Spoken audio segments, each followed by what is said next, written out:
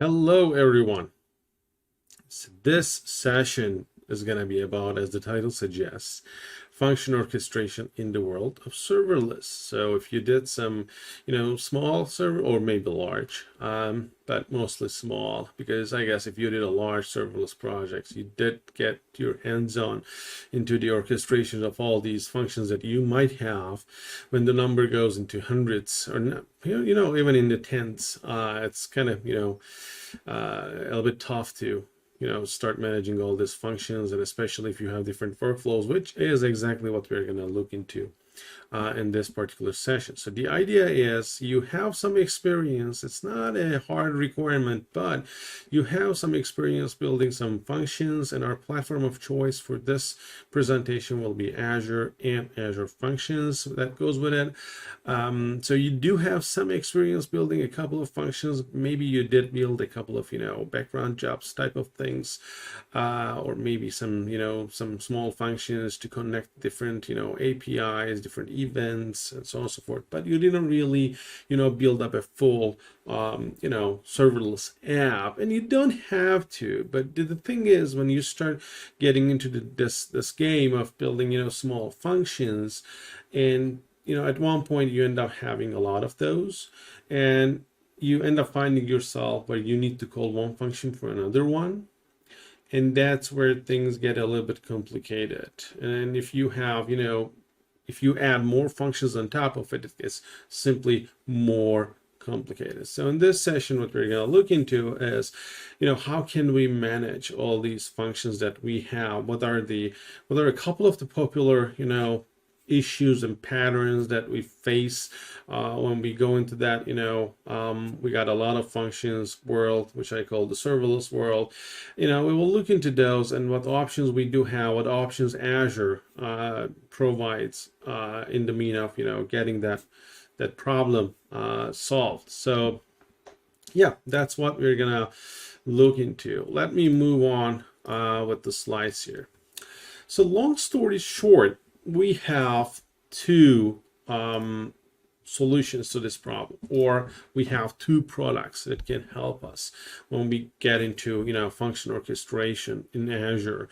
The first one is Azure Logic Apps. This might sound, if you're familiar with Logic Apps, this might sound a little bit like, oh, is that really a solution? Yes, it is, because Logic Apps are well known with their connectors, which is a beautiful thing, but on the other hand, they have a very good integration with Azure Functions as well, and they happen to be this environment where we can visually organize our functions. And sometimes having a visual UI is very helpful if let's say you got a workflow with a couple of different functions. We will get into examples of it, but just to give you a high level summary, let's say you got all these functions in a particular workflow. They have to go through a particular rod, and they're going to have some logic, some for loops and stuff like that. But you really don't want to need a developer, someone technical, to be able to edit the workflow,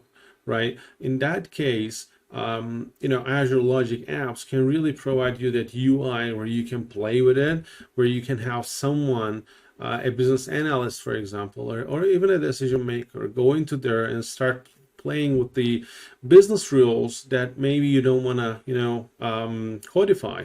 So that's where Azure Logic Apps comes in.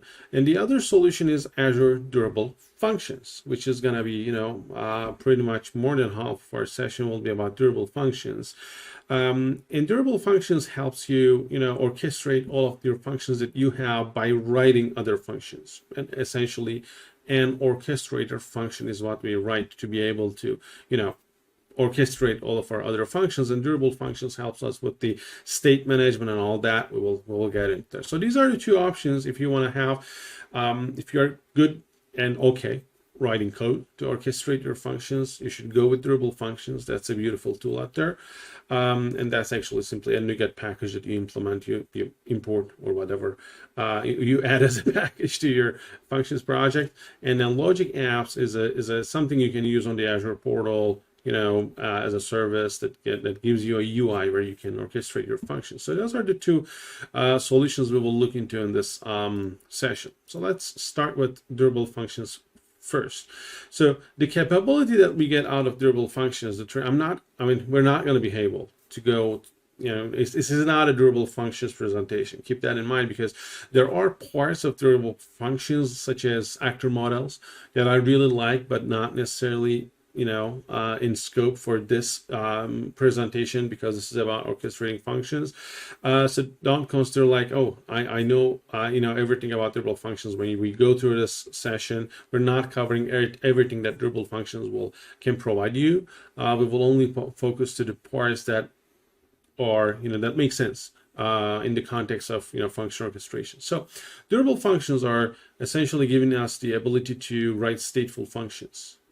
And that's nice. That means you don't need to worry about state, persisting state, where to persist state, and how to synchronize and all that, right? It manages the runtime, manages state for you. It does its own, checkpoint thing and all that. It does its own restarts, can restart a function from scratch and bring it to the point where it was, suspended the previous time, and restore the state and how the function go from there, which is, and for all this, you don't have to write a single line of code, to be honest. That's just beautiful.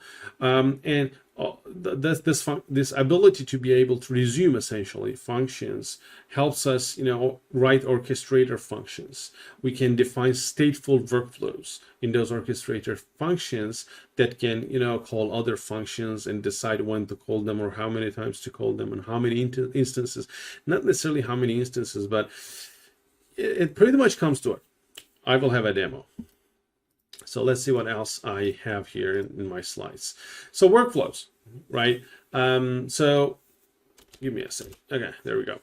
Workflows. What we do is we define our workflows in code, in C# code. In this case, we're going to write C#, but durable functions is available. I'm not going to be able to give you the full list right now, because I know there's a JavaScript one, and I heard about the Python one being in the works. I'm not 100% on it, but go ahead, do your research. I know that the team is working to bring durable functions to other languages as well, so it might be available for your language of choice or not. For this session, I will focus on C#. So there's going to be any JSON schemas or anything like that. We will write everything in code. And the orchestrations will be able to synchronously or asynchronously call other functions, and the output will be taken from those functions and can be saved in local variables as well. There's an automatic checkpoint. I'm just going through the bullet list there to make sure I'm not missing anything from my slide deck. So they can automatically checkpoint their progress whenever the function awaits. We're going to see that. And the local state is never lost if the process recycles, which is a good thing, because the state is stored where, in this case, in Azure storage. So durable functions uses Azure storage to save all the runtime history plus the state of any task or function. And you might think like, hey, that sounds like a bottleneck, right? And sometimes it is. There are workarounds you can do for orchestrator functions, but yeah, if you go crazy scale, it might be a bottleneck. Keep in mind that the storage subsystem there is pluggable with the new version of Azure Durable Functions. And as far as I know, the team is working on getting providers for other storage systems as well. There was an initiative about having Redis as a backend, and last time I heard, I'm not sure if this might be a rumor or not, but last time I heard there was some, let's say, rumor about a SQL provider as well to be able to save storage in SQL. And the primary worry around that is that you can actually have durable functions and the Azure Functions runtime in a non-Azure environment. You can run it in AWS, but the dependency on the Azure Durable Functions side on the storage dependency, it kind of makes it impossible, right, to move out of Azure. But if you can have some kind of a SQL provider, that makes it easy to move around. So let's go into it. So the first problem is function chaining. We got one function that runs, there's a result out of it, and we want another function to pick it up, and then we got a list of functions that we want to run sequentially. So the problem here is actually very easy to solve, right? What we do is we put some kind of a queue between those functions. The first function, puts some output into the queue, and the second function takes it over, continues, and so on and so forth. And this is doable. This is something we did for years, right?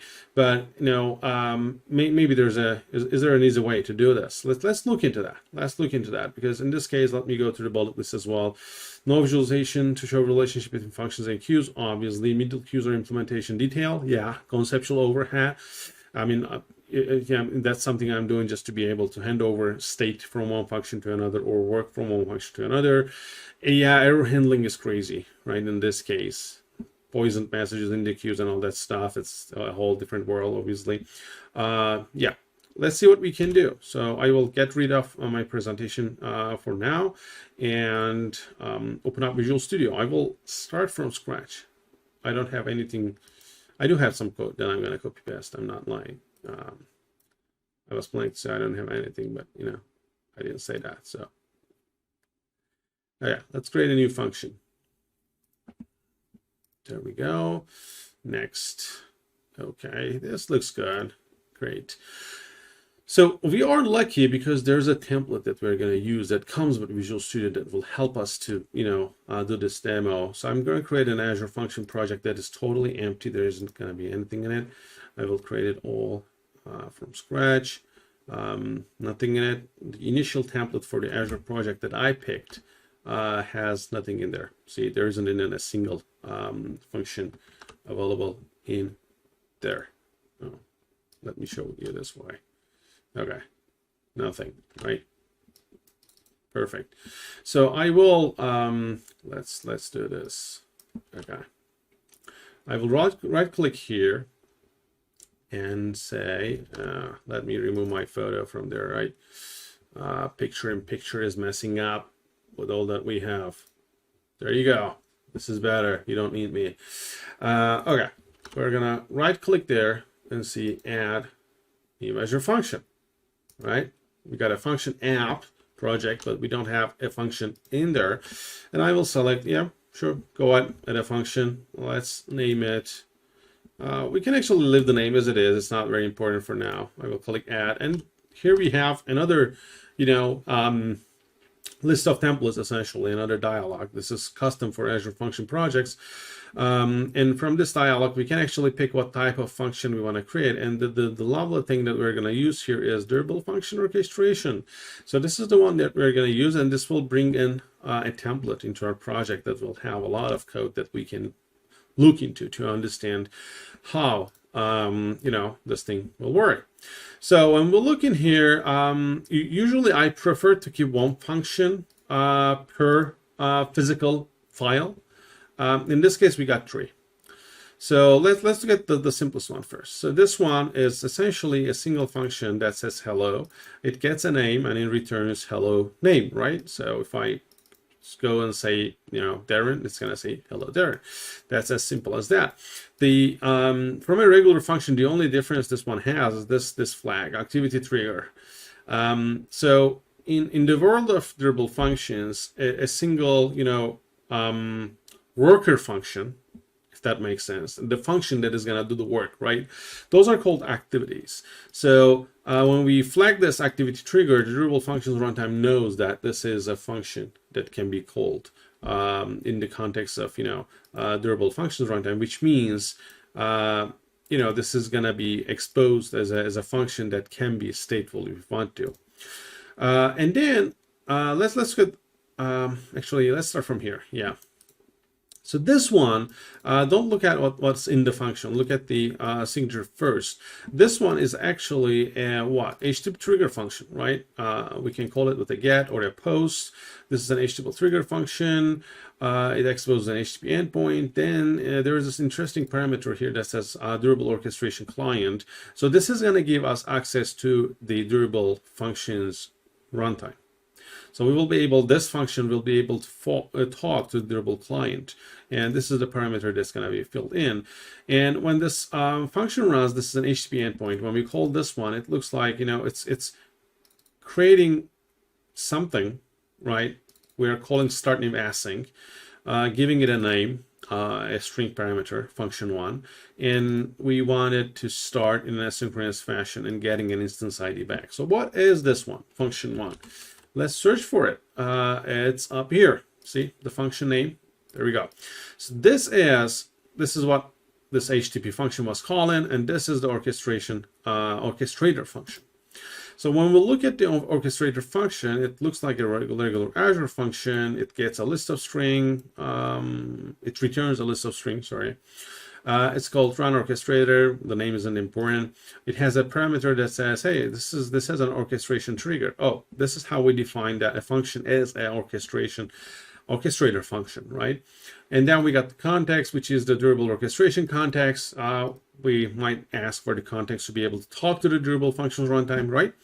And then when we go into this orchestrator, it looks like the orchestrator has a list of string. It's creating a list of string, and then calling an activity from the context. So we got the context, we're calling an activity. The activity's name is function1 hello, which is this one. The activity's function name, not the C# function name, the activities function name. And then we are passing a parameter, which is a string, which this function, hello function was getting a string, which is nice. So it looks like this is the way the orchestrator calls a separate function. Okay. So you might ask, hey, why are we putting string names, right? So obviously there's a better way to do this with the new C# language features, but let's leave it as it is, so that it gives us a feeling of separation. And why do we need that? Because this function in this orchestrator, even though we see it in a single C# file, they might and might not run on the same server. So when we scale things up, this function, there is no there's no guarantee that this function will run on the same server with this one. So that's why when we say the string name and the parameter, this actually means essentially putting a job into the queue and then another function listening to the queue and getting the job from there. But all these operations are handled with thanks to durable functions. So this actually means an HTTP request to another, the underlying system doesn't necessarily work like that, but keep in mind that, right now here, when I, await this activity method, this activity is running on a separate physical server, might run on a separate physical server. Again, I mean, if you don't have enough scale, obviously the Azure Functions runtime might run it on the same server. But, that just, should give you a sense of, isolation between these separate things, right? So, we got this 3 times. We are running it 3 times with different parameters, right? We are evading, which means, hey, this is going to call the function, get the answer, put it into the generic list, and this is going to call, get the answer, put it, and then final return. So when the orchestrator returns, where does that go? Let's look at down here, because this is where we started the orchestrator, right? This is where we started the orchestrator, call a name. We could actually pass a value to the orchestrator when we run it, like we did with the activity right here. We didn't because, that's not how the thing is defined. We could have, but it's not. So this orchestrator doesn't have any other parameters other than the context. So this is simply null. So when we run an orchestrator, it's an asynchronous run. This is the thing, there's an evator, but the thing we are evading is this is an async method, right? We are starting a new orchestrator, but we are not waiting for it to complete. We're simply getting an instance ID of an orchestrator that started running, that is initialized. And then what we do is, in this case, we are going into the starter, which is the orchestration client, and we are asking the orchestration client to give us a status response for the particular instance of the orchestrator that we started, and put that into the request. So, and that's what we're returning. So in this case, this HTTP function, when we execute that, it's going to start up a new orchestration client, orchestration functions instance. So every time we run that HTTP, we're going to have an instance of this thing, right? And with the instance ID, we will return some kind of a response that we are getting from durable functions. So we're going to look into what that is really. But it's important to understand that every time we run this, it's going to spin up a new instance of the function one orchestrator, and they all have they will all have their own life cycles, right? They will all call 3 times and wait. And when we return the output, there is essentially no one waiting for the output, right? So the output will be stored in the source space related to Azure Durable Functions. This output, do not consider this like the output of the work that you're doing. This is simply a status report or something like that, because this is going to be stored by the durable function runtime in the Azure storage. This isn't somewhere to store your final result. Most probably you will store it somewhere in here between these 2 lines. You know, if you were doing some work, you will store it before, and you will simply complete by simply, you know, responding with a status code or something. And yeah, let me run, because there's something else which is really important. But let's run this first and see what's going to happen. Okay.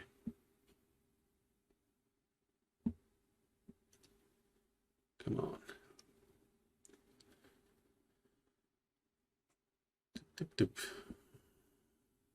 Okay. We're going to have an HTTP endpoint. Great. Yeah.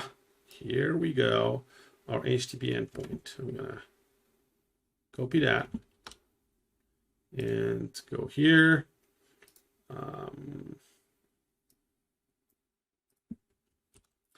We will send an HTTP GET, right? And see what happens. Before that, let me actually put a debug point here so that we can go through step by step. Send. There we go. So where are we at? We got this thing. We're going to run the orchestrator. Maybe I should put another debug point here as well so that we can go through the orchestrator. I will say F10 and let's put a debug point here, and I'm going to hit F5 for now. F5. So, ooh, did you see that? The orchestrator debug point didn't even hit, but we are here, right? We just queued up, and that's it. The orchestrator didn't even fire up yet, but we're going to return a response for that orchestrator. Good.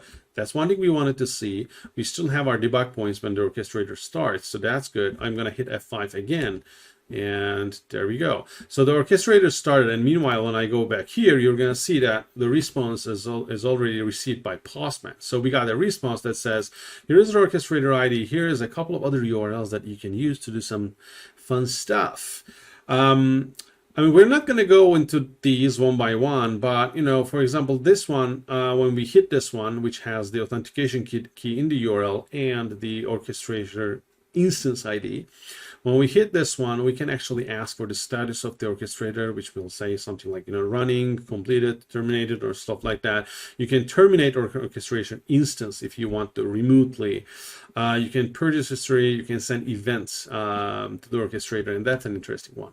But, you know, we did run the HTTP function, it returned its result, and now in the background, orchestrator started running. So let's hit F10. I'm going to put another debug point here into the activity trigger so that we know when it's fired up.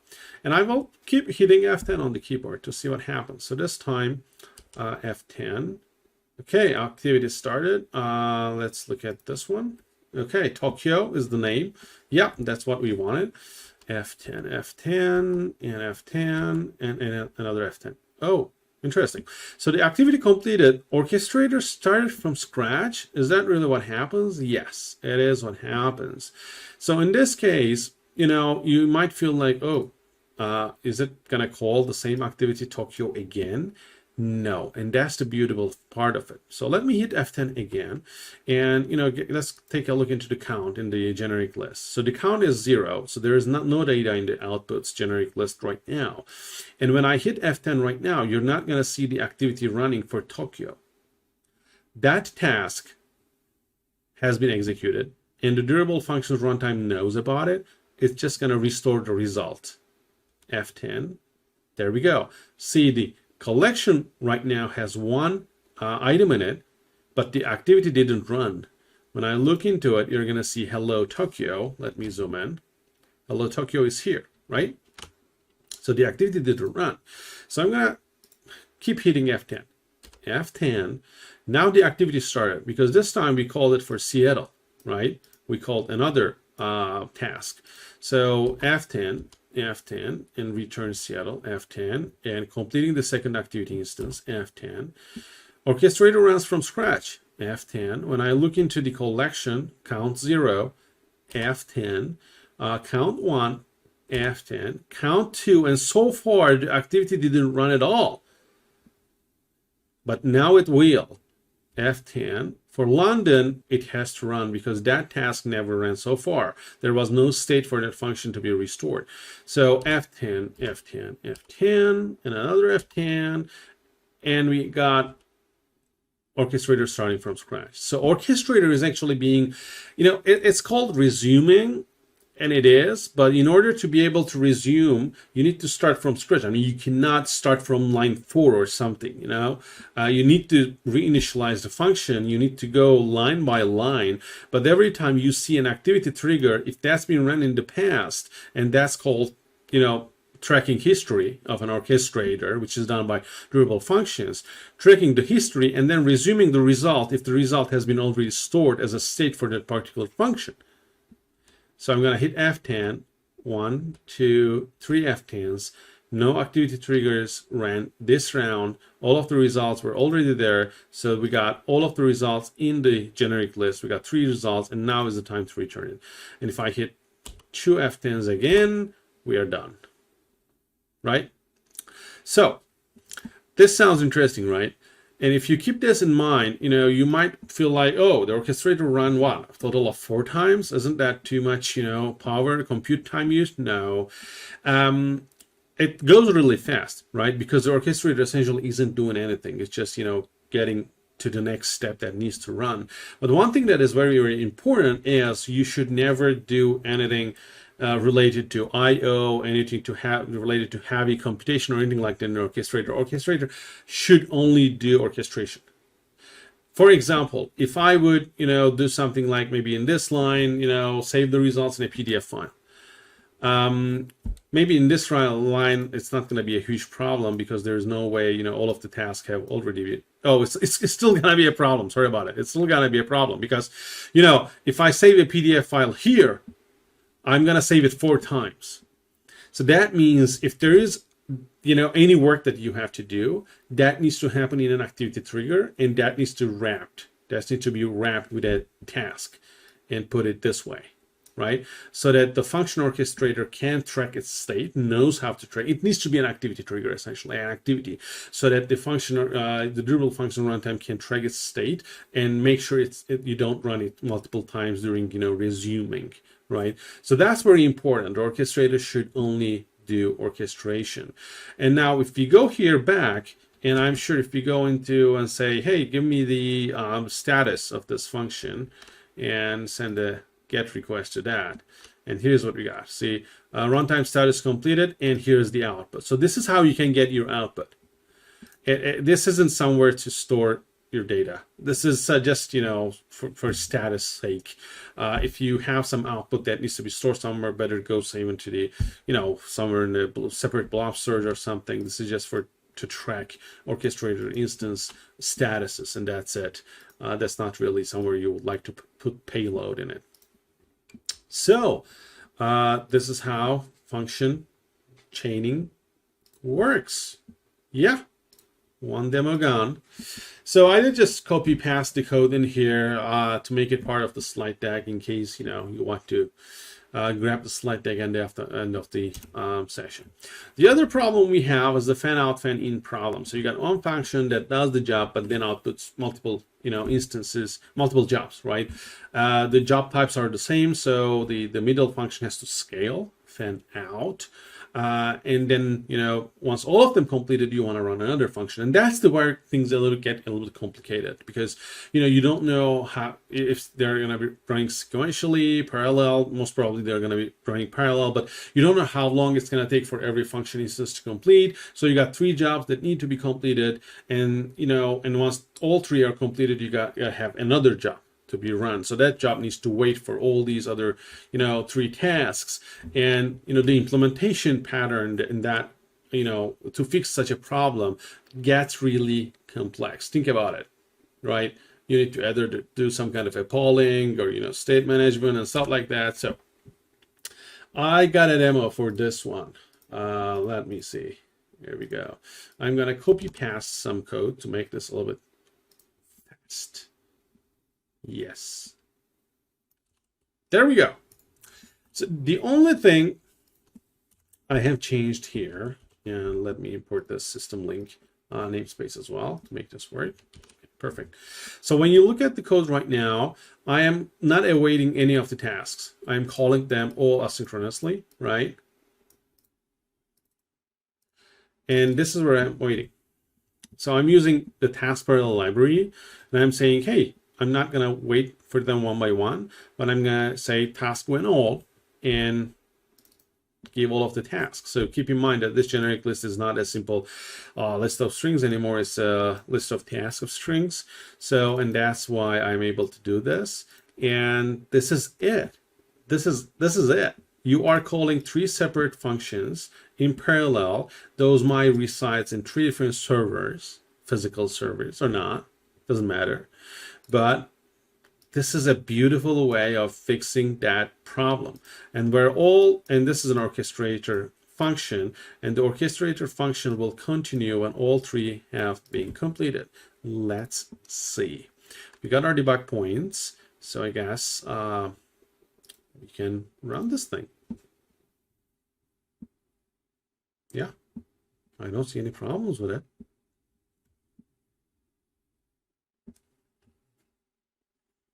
I mean, think about this. If you would write, from scratch all this logic, having 3 different, workers doing their job, and you need to make sure that they're all 3 completed so that you can continue in another thing, another, worker or something.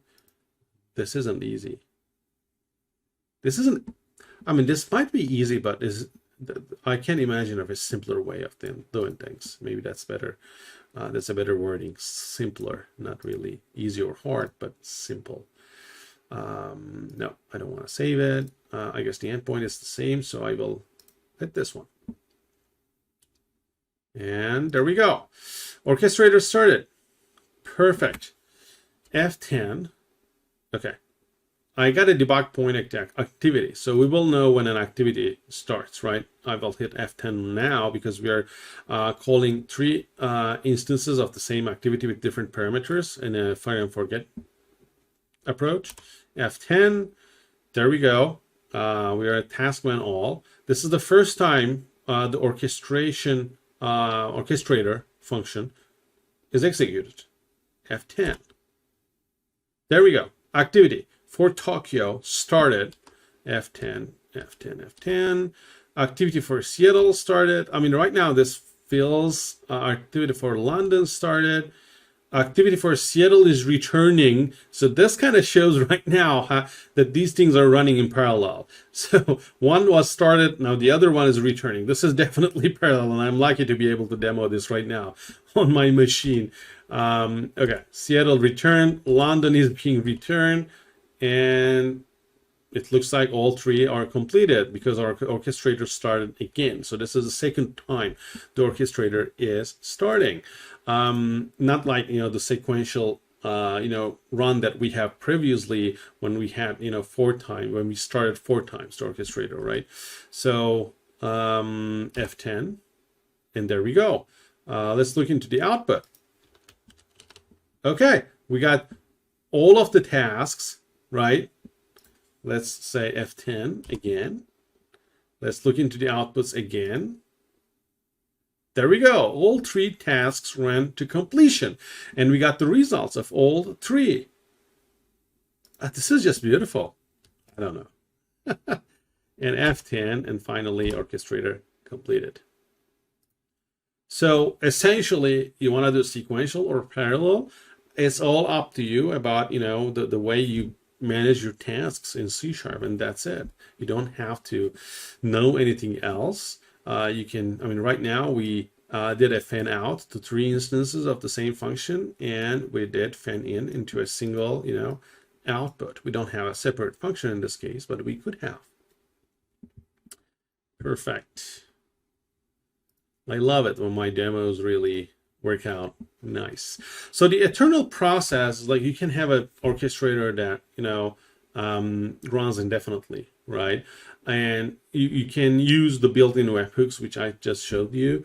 One of them, right? Get status of the worker, right? Of the orchestrator. Did the orchestrator complete? No, let's do some more work. And it can continue doing the work, and you can always, get the status and, keep it working all the time. So that's one way of using the durable functions as well. The other one is human interaction. This doesn't necessarily have to be human, but it's essentially being able to talk to the orchestrator from the outside world, right? So let's look into this, because this is a fun one too, and I really like it. Let me remove all debug points first, because I gotta copy paste some code again. Okay, so I will continue typing some more code. Let me import some using statements, and there we go. Perfect. So here what we have is that we're running all the 3 in parallel. This code is still there. I'm not going to remove that. But then what we have is we have a set of rules. So let me see. Oh yes, did I pass the correct? Yep, I did. Oh no, I didn't. Did I?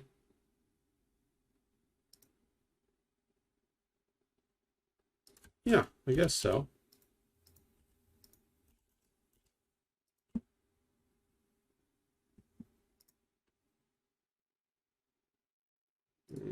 I'm having second doubts.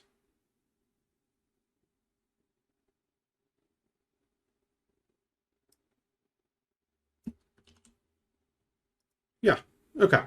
So what we are doing is here, we're creating a cancellation token source, and here we have 2 things. The first one is we are calling an event named wait for external event. This is from the orchestration client, right?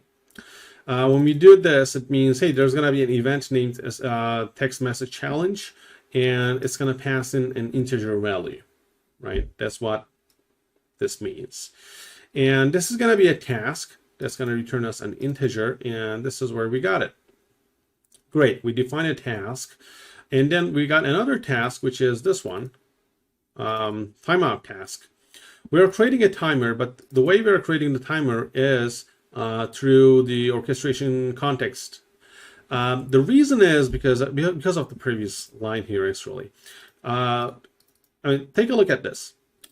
I'm getting current UTC date time from the orchestration context. Why would I do that? Because every time the orchestrator is resumed, if I go to the regular system date time or blah, blah, I will get a different time. So if I get my date time, current date time from orchestration context, when the function is resumed, it will know that this is a resuming instance of the function, and it will give me the same date time I had previously when this orchestrator ran for the first time, right? Because that's important for me. When you continue a function by snapshotting the state, you don't want the current datetime to change by line, but this time, because it's resuming, we need to make sure the current datetime is still the same that we had originally when we ran for the first time this particular orchestration client instance, right? So that's why we're getting from there, we're adding 20 seconds. I'm going to make this 90 seconds to make it easier to demo. And then creating the timer with expiration. So in 90 seconds, this task will expire. Meanwhile, there's another task that relies on an external event. And then we got task when any, which means if any of these tasks complete, let's continue. And let's see what we got there. I will put a debug point here, and I will run this orchestrator now. Okay. So long story short, this orchestrator will run through. Let's start it. Oh, that's the same endpoint, right? I can run this. Yes, send. Okay. We got 90 seconds to send an event to this orchestrator if we want to send an event. Oh, Why it's not working?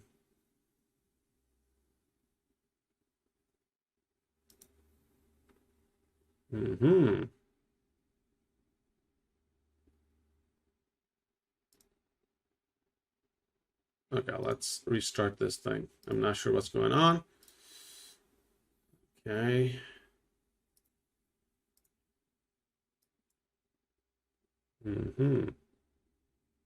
Something interesting is going on.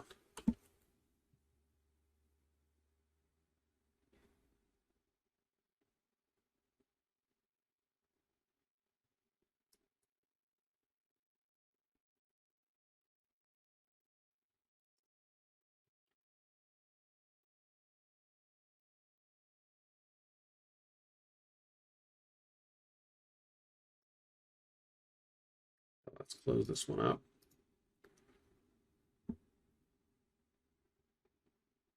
Okay, I think we're good now.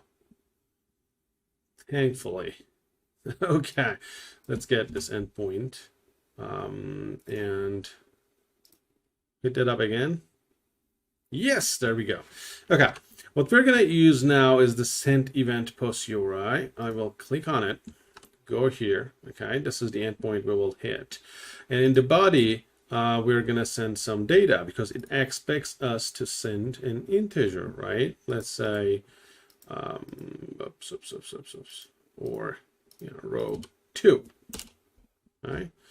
Are we missing anything else? I don't think so. Let's give it a try.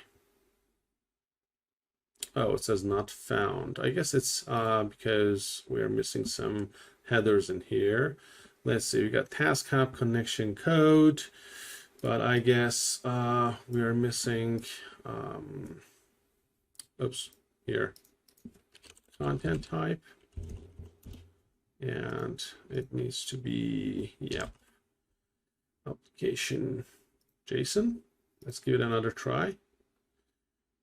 We still have, oh, we didn't add the event name in here. See, we have to add the event name in here. Yes, and the event name was this one. Let's go there. And yeah, there's a placeholder here. Event name, send. Still no response. Okay, let's see. What are we missing? I got actually a copy paste that is supposed to work. Content type and body. This is supposed to work. Oh, I guess, oh no, not yet. We didn't time out yet, otherwise this breakpoint would hit. Yeah, actually we did time out right now.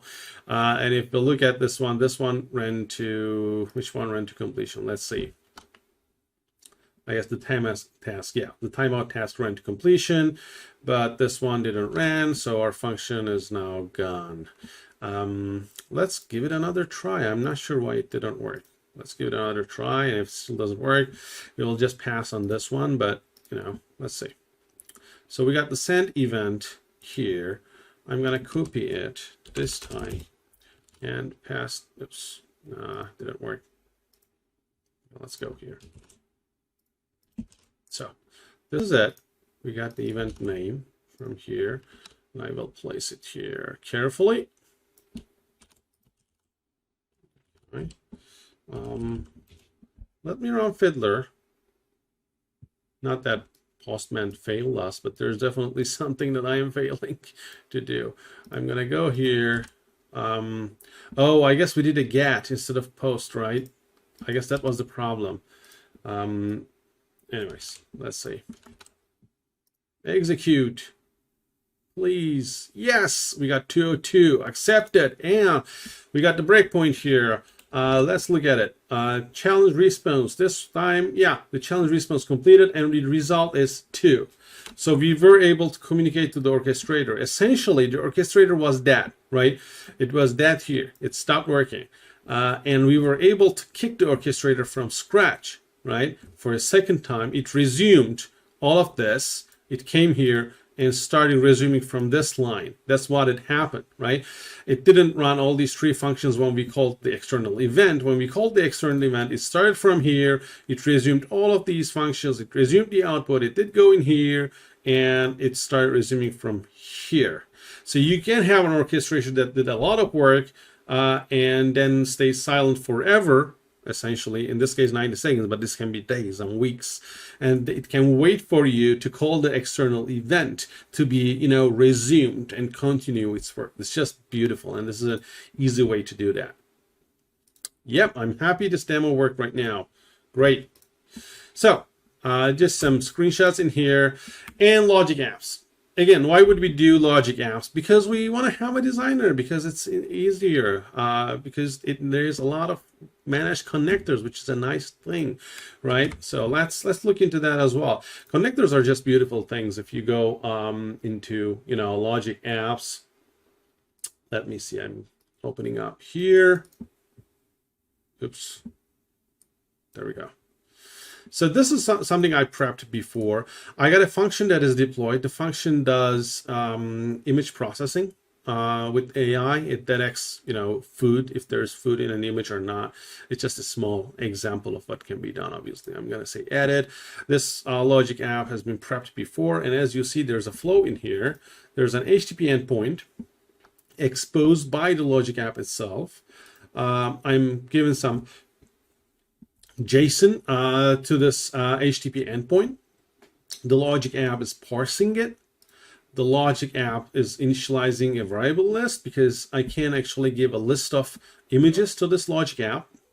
The function that I have, let's look in there. There's a for each loop, because the function that I have, the food detector function, can only get one image and tell me if there's a food in it or not. But in this case, I want to have a list of images, and I need to iterate the same function to check every image. Then I'm going to return a list of images that have food in it. So in this case, what the logic app does is it exposes an HTTP endpoint, it parses the array, it initializes a variable. This is how you can initialize a variable, and then go into a for loop. For every array in the JSON list, it runs my function that is developed and deployed. It passes the value, and based on the result, there's a condition. If the body says no food, then I add it into my newly initialized variable, because I'm going to return this variable from the logic apps. If there is no, it doesn't say no food. If it says no food, I don't do anything. There's anything that I have to do. But if there's food, I'm going to add it into my variable list and then return this as a response. So obviously, this is something I could write a couple of C# code, right, and make it happen in a separate function. But the idea is, right now, if you look at this, and this isn't a big logic app, to be honest, this is a pretty simple, straightforward one, but it's exposing its own HTTP endpoint, it's parsing JSON, it's having a variable in it, it's having a for each loop, it's having an if statement in it, and creating a new list. And let me show you how that works. I mean, we are essentially making a single function that can accept a single parameter into wrapping up with with something that can have a list of it. And let me see, here we go. Oops, here I have one already prepped. I'm going to run this. I got a list, 2 images essentially. Right now it's getting the list and running the same Azure function twice, and the result is just one file that has food in it. So, and if you give this someone to someone who doesn't know how to code, they're going to be able to modify the logic in here by simply doing drag and drop, right? So that's the idea of logic apps being used as an orchestrator when you have multiple functions and really want to play with it without really writing a single line of code. So this is pretty much it. So these are some additional resources if you want to look into those. Workflow definition language used by logic apps. Yeah, there is a UI, but there's a code behind that. If you want to look into the code, there's a definition language. I wanted to put the URL so that you can take a look at it. Durable task framework is what's used by durable functions, and I wanted to put the NuGet package there as well in case you want to look into all these details. And with that, I guess We are good. Yeah, thanks for being with us. I hope you liked it. If you want to grab the slides, we got the URL on screen, and enjoy the rest of the conference. And if you have any questions, again, feel free to hit me up on Twitter. Thank you.